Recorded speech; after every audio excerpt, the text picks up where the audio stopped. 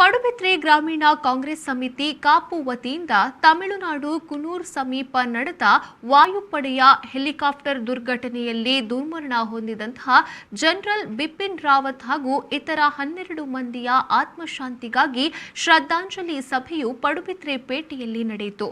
ಹೂ ಹಾಗೂ ದೀಪ ಹಚ್ಚಿ ಮೌನ ಪ್ರಾರ್ಥನೆಯನ್ನ ಮಾಡಲಾಯಿತು. ಈ ಸಂದರ್ಭದಲ್ಲಿ ಮಾಜಿ ಸಚಿವ ವಿನಯ್ ಕುಮಾರ್ ಸುರಕಿ ಅವರು ಮಾತನಾಡಿ, ಮೃತರ ಆತ್ಮಕ್ಕೆ ಚಿರಶಾಂತಿ ಸಿಗಲಿ ಎಂದು ಪ್ರಾರ್ಥಿಸಿದಲ್ಲದೆ ಈ ದುರ್ಘಟನೆಯಲ್ಲಿ ನಮ್ಮ ದೇಶದ ವೀರ ಯೋಧರನ್ನ ಕಳೆದುಕೊಂಡಂತಾಗಿದೆ. ಈ ದುರ್ಘಟನೆಯ ಬಗ್ಗೆ ಸಮಗ್ರ ತನಿಖೆಯಾಗುವ ಮೂಲಕ ಸತ್ಯಾಸತ್ಯತೆ ಹೊರಬರಬೇಕು ಎಂದು ಆಗ್ರಹಿಸಿದರು.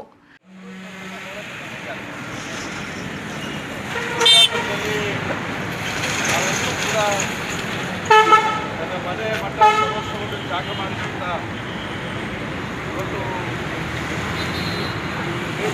ದೇಶಕ್ಕೆ ರಕ್ಷಣೆಗೋಸ್ಕರ ಮುಡುಕಾಗಿದ್ದಂಥ ಯಾರು ಸೇನಾನಿಗಳಿದ್ದಾರೆ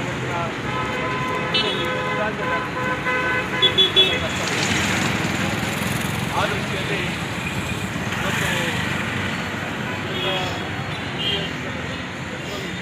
ರಾವತ್ ಪಡೆಗಳ ಮುಖ್ಯಸ್ಥರು ಅವರು ಅವರ ಸಿಬ್ಬಂದಿಯವರು ಮತ್ತು ಅವರು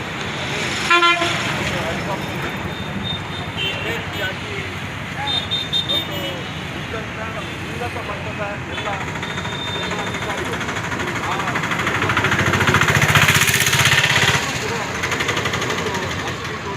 ಆಗಿದೆ.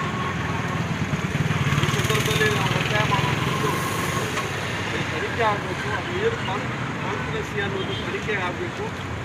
ಆ ತನಿಖೆಯ ಮುಖಾಂತರ ಒಬ್ಬ ಸುಪ್ರೀಂ ಕೋರ್ಟಿನ ನ್ಯಾಯಾಧೀಶರ ಮುಖಾಂತರ ಇವತ್ತು ಆ ತನಿಖೆ ಆಗಬೇಕು. ಈ ಸಂದರ್ಭದಲ್ಲಿ ಗ್ರಾಮೀಣ ಕಾಂಗ್ರೆಸ್ ಸಮಿತಿ ಅಧ್ಯಕ್ಷ ಕರುಣಾಕರ ಪೂಜಾರಿ, ರಾಜ್ಯ ಕಾಂಗ್ರೆಸ್ ನವೀನ್ ಚಂದ್ರ ಜೆ ಶೆಟ್ಟಿ, ರೆಹಮಾನ್ ಕನ್ನಂಗಾರ್, ಗಣೇಶ್ ಕೋಟ್ಯಾನ್, ಸತೀಶ್ ದೇಜಾಡಿ, ಗಣೇಶ್ ಆಚಾರ್ಯ, ಅಶ್ವಥ್ ಆಚಾರ್ಯ, ಸುನಂದ ದೇವಾಡಿಗ, ಯೋಗೀಶ್, ಜ್ಯೋತಿ ಮೆನನ್, ಸುಚರಿತಾ ಮುಂತಾದವರಿದ್ದರು. VK Furniture and Electronics, our third mega showroom now at Kallapur, Tokkottu. Purchase wide variety of furnitures, electronics, interiors, furnishing, home appliances, mobiles, laptops, kitchenware, home decorative items and much more. We customize complete home interiors and furniture as per customers' requirement. Best quality products at affordable price. Best price guaranteed. Free home delivery and easy EMI facility available. Our branches: Yeyadi, Tokkottu, Lady Hill.